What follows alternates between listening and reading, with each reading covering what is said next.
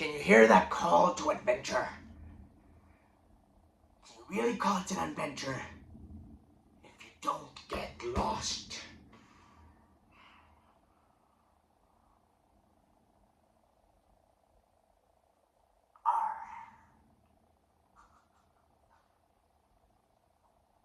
Earlier this year, in the process of getting ready for the army and learning new skills, I decided to take this navigation course.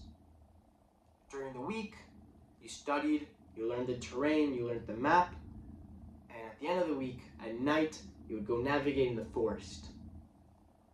Throughout the weeks, the distance increased by 2 or so kilometers per person. You navigate with one partner, you can't navigate alone. And somehow, I got lost every single time I navigated. I got lost the most amount of times in the entire course compared to anyone else. I didn't even get slightly lost. Some people accidentally took the wrong path, fixed it, and continued going. I ended up in areas outside the map, on the other complete side of the map. I just ended where I was not supposed to be at all. And I probably got so comfortable being lost that I felt more comfortable being lost than not. I learned so many lessons from being lost, so many metaphors for life.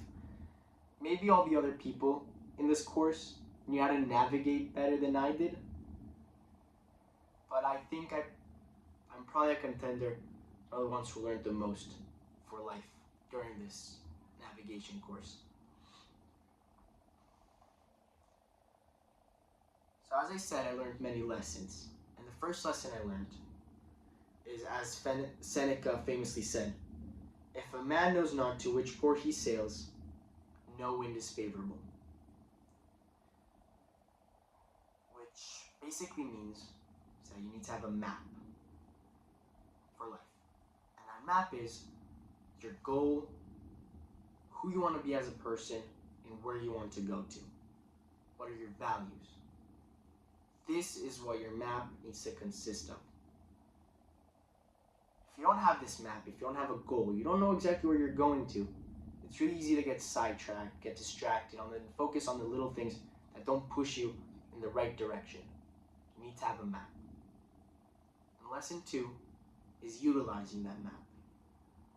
Every once in a while in life, especially if you're not lost, is take a moment, open that map, and compare it to your current reality. Look around you, look at your circumstance, and truly think to yourself, are you right now on the right path to that goal you set? Are you following the correct path that you set for yourself? If the answer is yes, great, continue on that path. If the answer is no, then this is your opportunity to fix it, to set yourself straight again, and go back on that path. Lesson 3 that I learned from this navigation course is love the process. Understand that life is difficult, life is getting lost. As I said in the beginning, if you don't get lost, can you really call it an adventure? You need to be okay with getting lost. You need to be comfortable in the uncertainty of not knowing where you're going and what's happening. And once you're okay with that, and you understand that's part of it, you can be calm. You can relax, and it allows you to think better, clearer, compared to if you overreact and you get scared and you'll end up getting more lost. If you calm yourself, you're okay with it, and then you fix it. That's the third lesson. And the fourth lesson involves a personal story of mine. One of the times I got lost in this navigation course, I ended up on the complete opposite side of the map. In fact, I crossing to an area that I was not supposed to go into. The person who passed this course to us said no one enters this area of the map. And I took the wrong turn and accidentally entered that area of the map. And it was really dangerous. I was not supposed to be there. And I'm with my friend who I was navigating with. I was a navigator. It was my section of the navigation, but he was with me. And we decide to open the map. Why? We look around us and we say, well, I don't think we're supposed to be here. We open the map. And we see this big mountain to our left. This huge mountain which goes across the entire area, all our view, the entire area, all our left had this wall, this mountain. Look at the map. You look up, look at the map, and realize this huge mountain is supposed to be to our right, not to our left.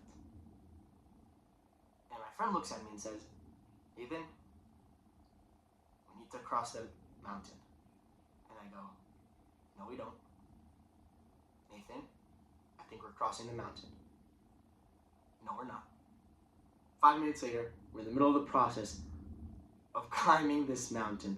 Completely dangerous, and we definitely shouldn't have done that. It's just stupid teenage mentality.